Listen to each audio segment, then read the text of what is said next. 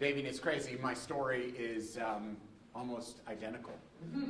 Scrappy, hardworking entrepreneur that puts it all on the line, risks everything, and somehow makes it pull together and makes it happen. I'm sure the story is very similar in the room as we go around.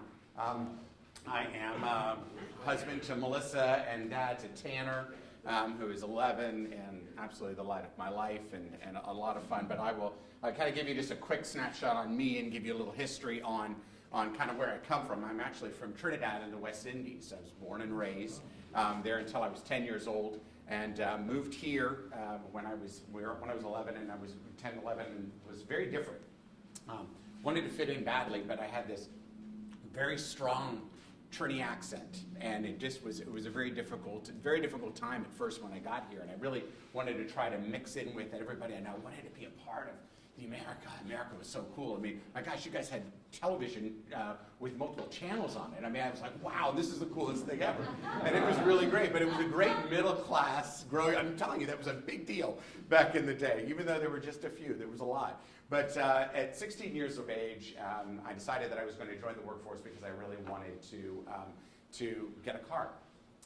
And what was interesting about it was really the night before my 16th birthday that I had this incredible epiphany that came over me that the world doesn't owe me anything, because I decided that night I had sent out a lot of hints to my folks and shared with them that that a Porsche 944 was a really good idea for a 16-year-old. I mean, there was no need for a turbo. I was fine with a normally aspirated engine. That was perfectly good. Red was probably a little flashy. White was probably going to be harder to take care of, so let's go with the black one.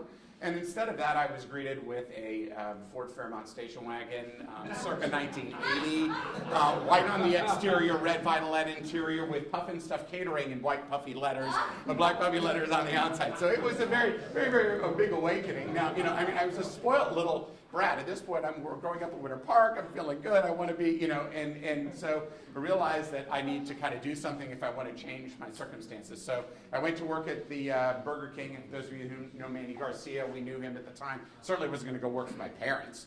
And so I went to go work for Manny, showed up for one shift, and they put me on the fry machine. I was already suffering with the acne thing, and so I did that, and then realized this is no bueno, this is not going to work out. So I ended up stopping there, and then I laid in bed that night and then tried to figure out, well, what in the world am I going to do? And looking around the room, all I saw were pictures of cars. So that's what I love. I love cars. So I immediately started, I could start washing cars. And I started washing cars, and then my junior to senior year, I went to work for a company, a Dietel shop, to learn how to do it right, and became really, really darn good. And so much so, by the time I graduated high school, I had like 8 employees, and I had a location on Fairbanks Avenue, which was kind of crazy, detailing cars. And at the time, I took care of Ultimate Motorworks, which was the Lamborghini dealership that's around now, that's now Fields. But I took care of those guys, and ironically, just catered their grand opening for the Lamborghini, Bentley, and Rolls-Royce dealership. So it all comes full circle, right? So it's really great, and it's been a heck of a ride. I have had. You talk about fear, David. You talk about the cash flow at the beginning of your business. I mean, and that was it. I mean, I purchased the company from my folks. I had this great career with Disney for a while. Came back, bought the company. And had a $100,000 credit line on it, and I thought I was hot stuff, and I just thought this was going to last forever. And it closed on February 7th of 2003, and by May 7th of 2003, I'm like, where's the money? This is crazy. And so it was trying to learn and figure out, what in the world we are, what in the world we're going to do. But business has been very good to me. Entrepreneurialism is, it's not for everybody, not for the faint of heart. It's got great benefits, and it's also got some significant trepidation to it as well. It makes it very, very difficult. I did put in a few slides about the company, and I'll kind of relate it all back to our theme a bit. One of the things that we've tried really hard to do is just focus our team. It's broadened, it's expanded a great deal. The company now operates both in Orlando and Tampa. We're in the process of expanding into Sarasota, and now looking at Jacksonville and looking at some different things. So we continue to want to push forward and propel everything going. But I realize that the one thing that we can't do it without the right people in place and getting them all aligned. and we're really focused a lot on processes and procedures and things happening. I mean, crazy enough, today is one of our busiest days that we've had for the year, and I'm here hanging out with you all and having a great time. And I've actually, my phone hasn't been blowing up. I mean, those guys that are next to me, it's been good. So it's a great thing that we've been able to kind of manage to get that, keep it moving.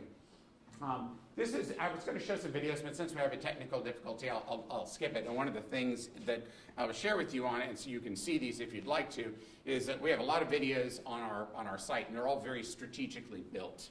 And they're strategic in the fact that we look at business and we approach business very, very differently. And it's not, we try very hard not to be just a commodity. I try to teach my team that we're not, if you allow it to be a commodity that provides food and service, that's not necessarily going to link us and connect us with the customer the way that we need to. So, for example, the Eric Holmes E60 party, for those of you who know Eric Holmes, a very successful, also serial entrepreneur here in town, and this was his birthday party last year when he turned 60, and it was at his home. And one of the things, he's perhaps our number one social client that we have, and what we wanted to do is, in addition to cater a really, really great, amazing event for him, was also capture it. So we told Eric's story on a video. We had hired a video company to come in and do that and gave that to him as a gift after the fact. It just endeared us to that whole process and really got us connected. We try to learn a great deal about other caterers and what goes on in the world, and we hosted the Leading Caterers of America last year in Orlando and did some great stuff. So those are some things I invite you to check it out as you go into it. We are very, very diverse in our offerings. We have everything from simple drop-off delivery to highfalutin events and other types of things, and corporate lunches, and exceptionally diverse in a lot of the different offerings that we have. Seasonal. The way that we look at it is kind of if one market's down, the other one's up, hopefully, and it does tend to work. It causes its own level of challenges, but as long as it's process driven and everyone's kind of following and playing off the same playbook or singing off the same hymnal, it seems to work for the most part. We got into disaster relief catering. We feed, when we found when the hurricanes would come through town, we were dead quiet and there was a dramatic need because all the regular business goes away. So we were able to negotiate contracts with major municipalities and power companies all over the Southeast, really, and able to support them. And the numbers are staggering.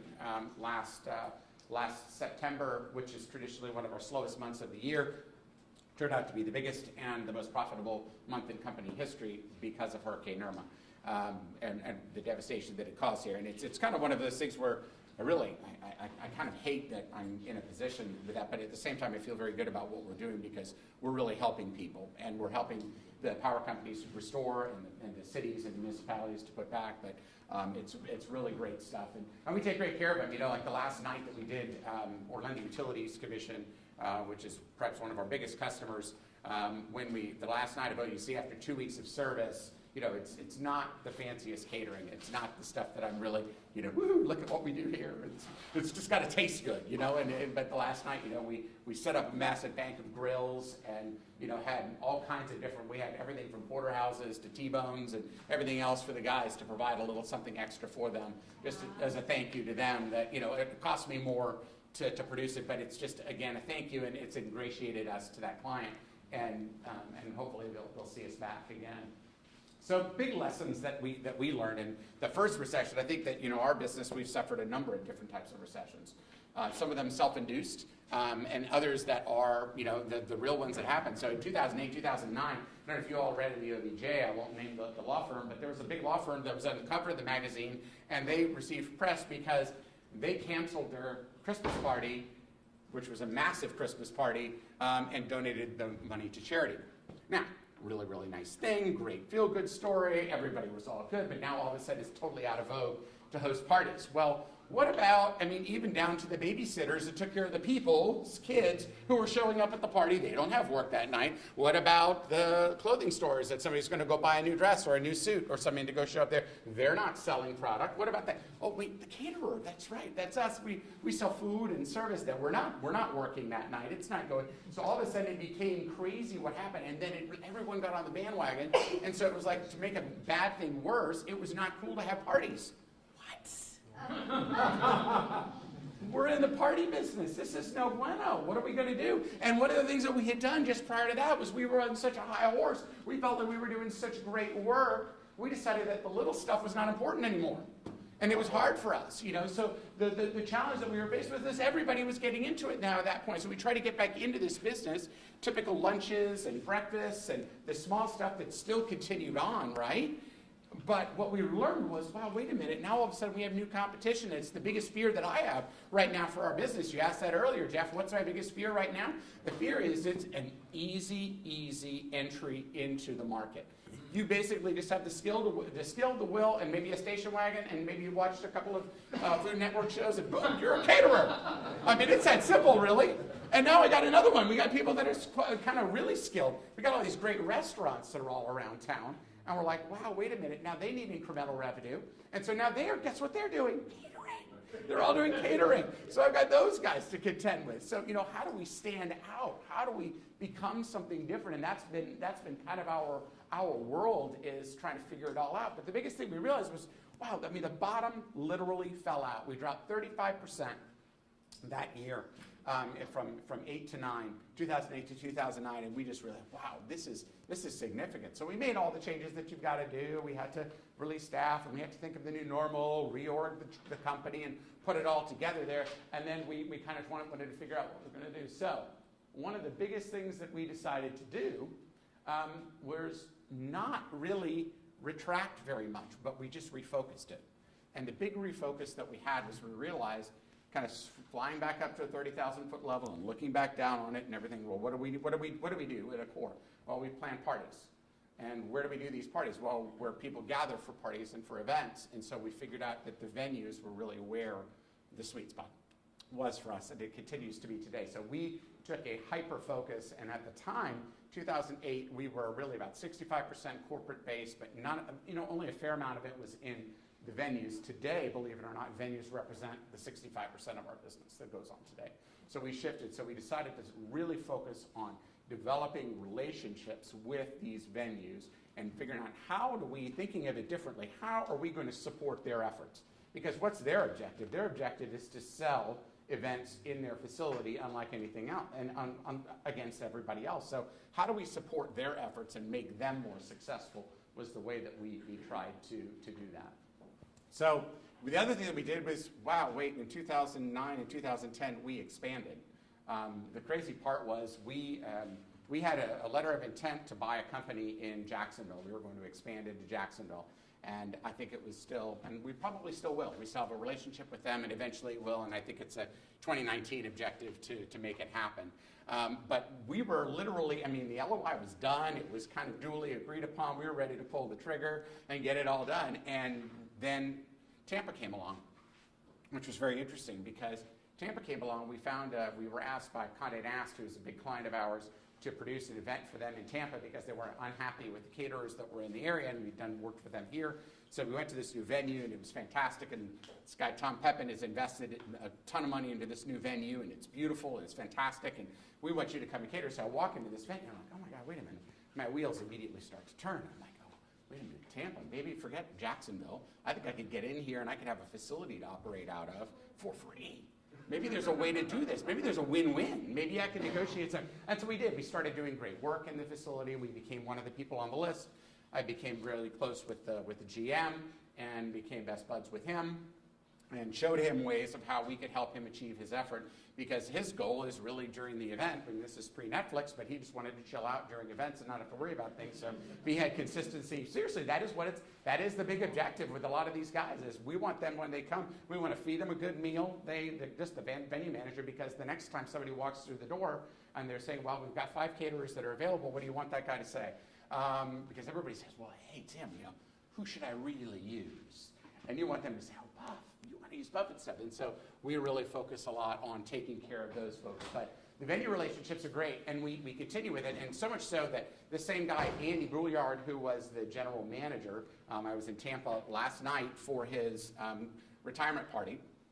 So he's leaving. We incubated our business in Tampa there for 5 years, then expanded, built a beautiful commissary there. He's retiring right now, in a month. And then we are taking over now complete control of the facility, which is really cool. So it's evolved. And so the biggest part of it, too, is you also got to deliver great results, right, both financially and operationally. So we've got to continue to make them good. So we just continue to grow in that range. One of the other big things that we did, and this was probably talk about fear. This one's the fear. Really hear some of these wonderful numbers. So we decided, for years everyone asked me, well, who's your biggest competition? And we've got great competition in the catering space. We recognize the restaurants and the people that are the non-traditionals that are in the catering space. But there are also some traditional caterers that are in this town that are pretty darn good at what they do, and we go scrappy and we go fight every day. And we're at war. We have a great relationship with them too. Treat each other with respect. We don't chase each other down to the bottom number, but we fight and we try to put our best foot forward, and we do that. And I think we win, they win, everybody wins. But the biggest competition, I think, in our world was the other big caterers that are around. So the convention centers, the theme parks, those types of folks. And so I decided I wanted to figure out a way, how do I service them? So they're not going to really be able to roll up at the back of Walt Disney World with a Puff and Stuff catering truck.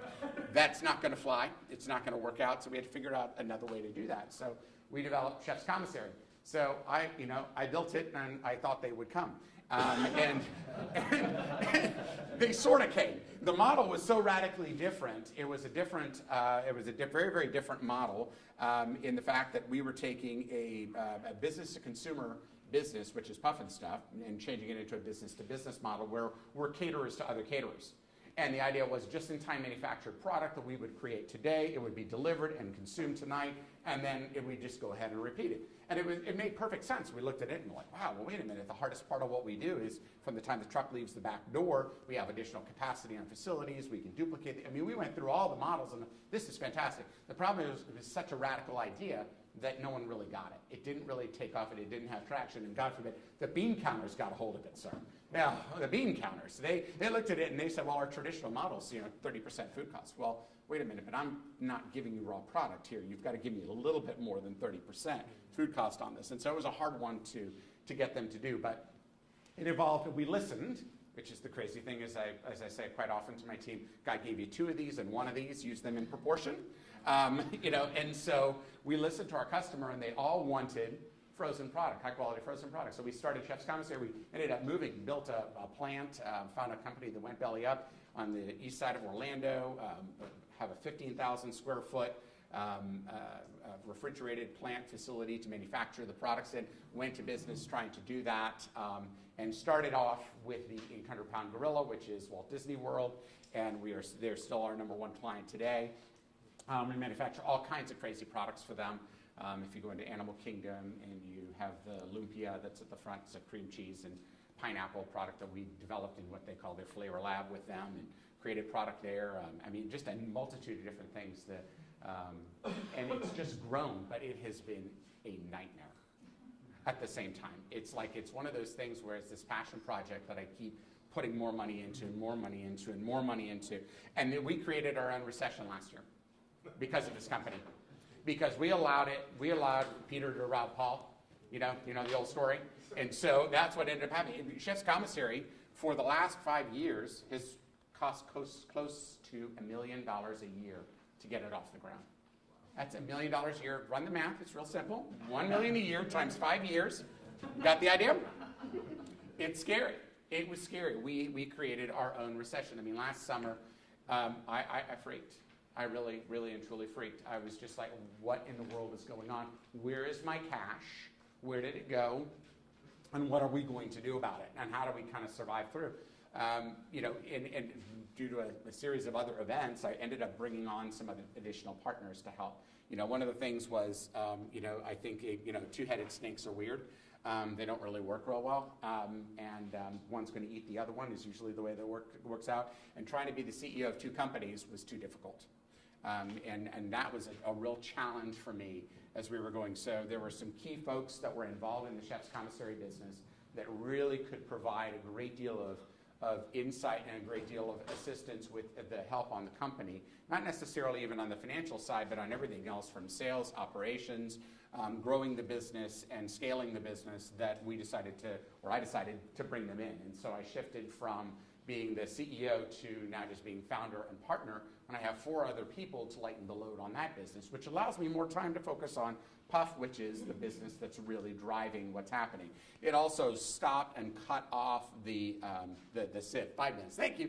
The sieve that was going out. So all the outgoing cash has stopped since then. Chefs has grown to the point of where now our biggest issue, which is crazy, we did the partnership in April, and we're already at a point where we've 4x sales since April. 4x, folks. That is insane. We can't make the crap fast enough. I mean, it's just unbelievable how much we're freaking out. We're like begging our partners, hey, do you mind another week for that order? It's a different world and a different animal, but it's so cool to see it actually going. And so again, the biggest thing with entrepreneurialism for me is the whole risk in getting everything going. I have installation through the real property as well. I mean, I've really focused a lot on that. I didn't even know about Ray Kroc and his model for McDonald's, that basically we're a real estate company, not a burger company. And I've got another firm that's a real estate firm that manages all of our commercial real estate. And it's just basically a way to feed the forever annuity that is our buildings. And so I've really found a great niche in that, and I think it's great. Stuff for us for the next recession. What have I learned? Oh my God, cash is king. Security is everything.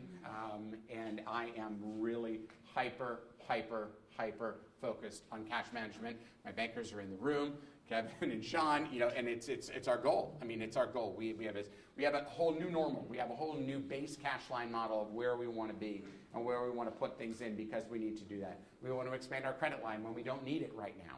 We want to do all of those things to be prepared for it in case we don't.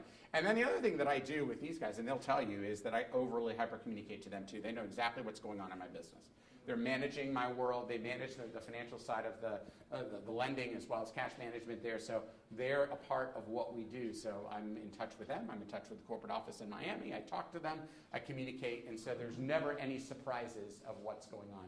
But the biggest thing is I really do feel like we've reached a different level of financial maturity. I think, where I am today versus, and the way I would look at it today versus what I would do a couple of years ago, I probably already have the new Aston Martin in the driveway, but I don't this time. I'm leaving the money in the bank. It's the better thing to do and the better way to go and the better way to run my business. I drive a nice car already. I'm good, but I just don't need to go completely crazy with what's there, which is so easy for me. I love squirrels. Say squirrel! Anybody else resonate with that? Yes, exactly. I love squirrels. Big fan of squirrels. And shiny things. One of the cool things, just a couple of other key things, the venue relationships we've taken to another level. So even when we're not in a situation like this where we are not an exclusive partner, we treat ourselves like it. A guy by the name of Max, the Max King real estate guy, Brett Kingstone. Anybody know Brett? Brett taught me a thing. Brett's a great guy and a great mentor, friend of mine. And Brett said to me a couple of years ago, I went to his venue and put up this whole big presentation about treating marketing and I wanted to manage his venue and take an exclusive position on his venue. And he said, Warren, I'm not going to give you an exclusive, but why don't you just act like you have it? What? What a great idea. I will. And that was exactly what we did. And so we said we've approached it everywhere. So we create for our key performing venues. This is the Capon House, which is in Winter Park. We create all their collateral for them. We do it. We pay for it. We create it. But it's always integrated with our products, by the way. I know that's crazy how that happened. But it works. And it's just stuff that matters to those folks. We think about them. We've grown our exclusive portfolios. Even when I get told no, I try not to really be accepting of it if it's something that we really want. Icon 360, which is the big wheel down on iDrive. We developed a great relationship with them. We have what I would consider a quasi gentleman's agreement, exclusive arrangement with them. The owners have now come in, clean house on the management team, and they're now coming back and saying, well, we also own the Wyndham, and we want the Wyndham to do the catering over there. But we bring them so much business, we are able to go back to them and say, why don't and? so they have the Wyndham and Puff available to them. Or, okay, I'm wrapping. Just more, just lots of things, just other venues and stuff. That's it. Thank you, everybody.